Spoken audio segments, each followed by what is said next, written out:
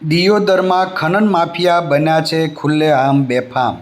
કાયદાની એસી તેસી કરી ખુલ્લેઆમ થઈ રહી છે બિંદાસ ખનીજ ચોરી। દિયોદરની ભર બજારે વાહનોમાં મોટી માટીની અવરજવર છતાં તંત્ર હાથ પર હાથ ધરી બેઠું છે। આ ખનીજ માફિયાઓ ખુલ્લેઆમ રસ્તાઓ ઉપર મોટા અવાજે લાઉડસ્પીકરો વગાડી રહી દિયોદરમાં આજુબાજુના સરકારી જમીનો ગૌચર જમીનો ઉપર ખનન કરી અને દિયોદરમાં કોમર્શિયલ શોપિંગોમાં માટી લાવી અને એ પુરાણ કરી રહ્યા છે। ખનીજ માફિયા બિંદાસ બનતા દિયોદર મામલતદાર અને ખનીજ ખાણ વિભાગ સામે ઉઠ્યા છે સવાલો। રાજકીય દબાણ હેઠળ અધિકારીઓ મૌન બનતા ખનીજ માફિયા રાત દિવસ ખનીજની ચોરી કરી રહ્યા છે। કોઈ મોટી ઘટના બનશે, એક્સિડન્ટ થશે તો એની જવાબદારી કોની?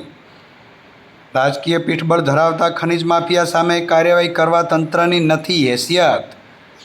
ક્યારે થશે કાર્યવાહી? સરકારી પડતર અને ખરાબાની ગૌચર જમીનો ઉપર થઈ રહ્યું છે ખનન। ક્યારે થશે કાર્યવાહી? ખનીજ માફિયા બિંદાસ બનતા દિયોદર મામલતદાર અને ખાણ ખનીજ વિભાગ સામે ઉઠ્યા છે સવાલો। દિયોદરમાં ખનન માફિયા બન્યા છે ખુલ્લેઆમ બેફામ। કાયદાની એસી તેસી કરી ખુલ્લેઆમ થઈ રહી છે બિંદાસ ખનીજ ચોરી।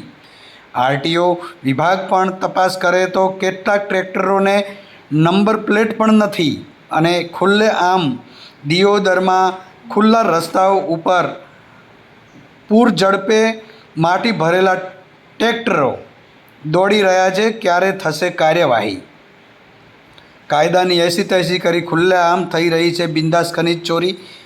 ખનીજ માફિયા બિંદાસ બનતા દિયોદર વહીવટી તંત્ર આ ખનીજ માફિયાઓ સામે કેમ ચૂપ છે એ જોવું રહ્યું। આજુબાજુની પડતર ખરાબાની જમીનો અને ગૌચર જમીનો ઉપર ખનન કરી અને દિયોદરમાં પૂર ઝડપે રસ્તાઓ ઉપર નંબર પ્લેટ વગરના ટ્રેક્ટરો ધમધમી રહ્યા છે ત્યારે આરટીઓ વિભાગ આની તપાસ કરશે કે કેમ એ સવાલો છે।